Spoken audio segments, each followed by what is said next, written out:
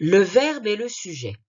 Voici une vidéo pour connaître le rôle du verbe et du sujet dans la phrase.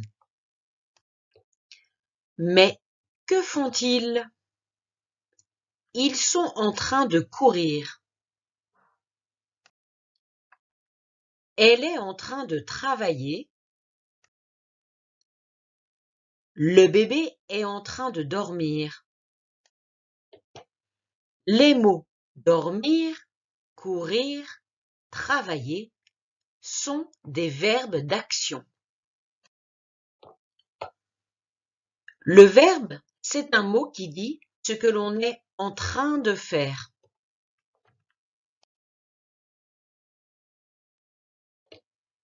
Voici des exemples de verbes d'action. Sauter, marcher, manger, dormir, travailler, boire, regarder, danser, lire, écouter. Très souvent, en classe, on te demandera de trouver le verbe dans la phrase. Alors, comment faire? Voici une phrase. Il joue au football. Pose-toi la question, qu'est-il en train de faire? Il est en train de jouer. Le verbe est donc joue.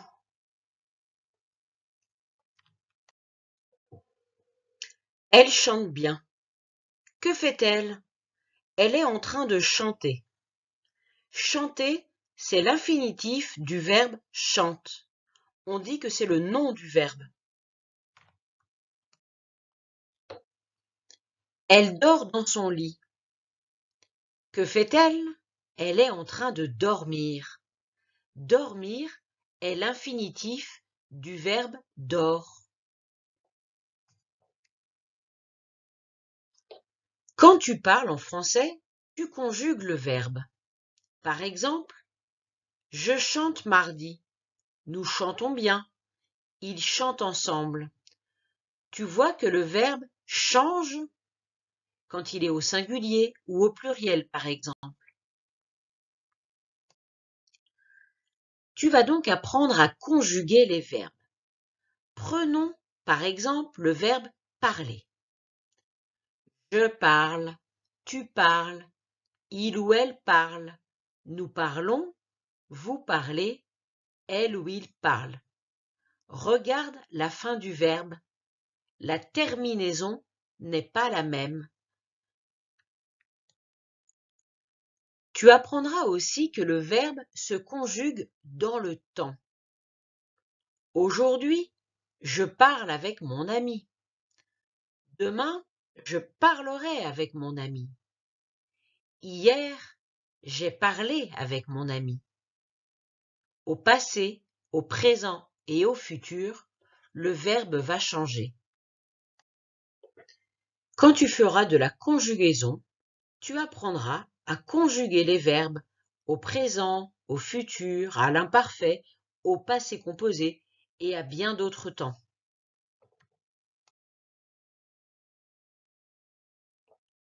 Arrêtons-nous maintenant sur deux verbes très importants quand tu parles en français. On les appelle les auxiliaires.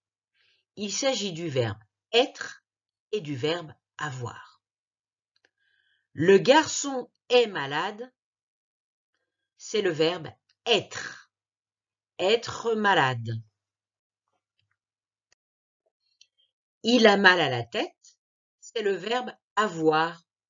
Avoir mal à la tête. Dans une autre vidéo, nous apprendrons à conjuguer les verbes être et avoir.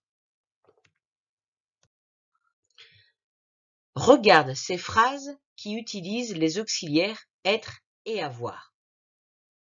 Ils sont à l'école. C'est le verbe être. Être à l'école. Il est grand. C'est le verbe être. Être grand. Il a 9 ans. c'est le verbe avoir. Avoir 9 ans. Ils ont une voiture rouge, c'est le verbe avoir. Avoir une voiture. Révision. Trouve le verbe de la phrase. Nous mangeons à la cantine. Verbe manger. Elle part toujours à la piscine. Verbe partir. J'ai une grande maison. Verbe avoir. Il aime les chiens. Verbe aimer. Elle joue dans la cour. Verbe jouer. Maintenant que tu connais le verbe, regardons le sujet. Le sujet, c'est la personne, l'objet ou l'animal qui fait l'action du verbe. Les enfants courent. Qui est-ce qui court? Ce sont les enfants qui courent. Le sujet, c'est donc les enfants. Ma petite sœur est malade. Qui est-ce qui est malade? C'est ma petite sœur. Le sujet est donc ma petite sœur.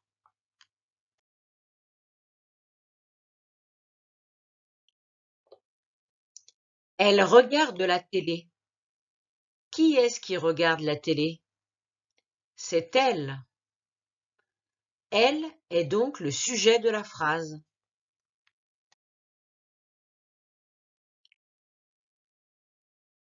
Souvent, le sujet dans la phrase est un petit mot qu'on appelle le pronom personnel.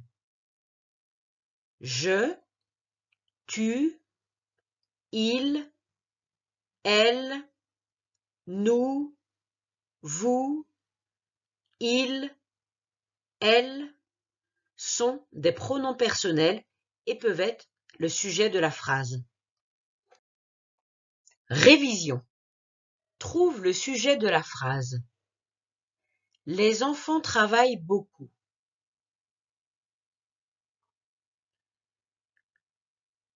Qui est-ce qui travaille beaucoup?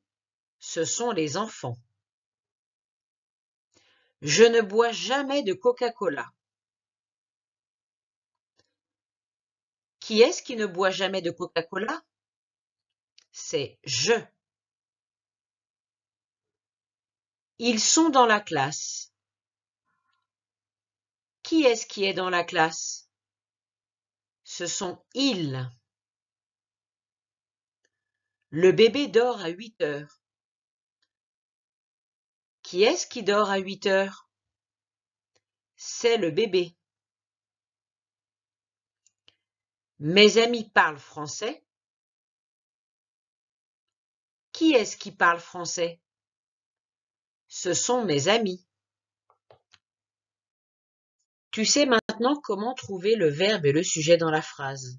Entraîne-toi.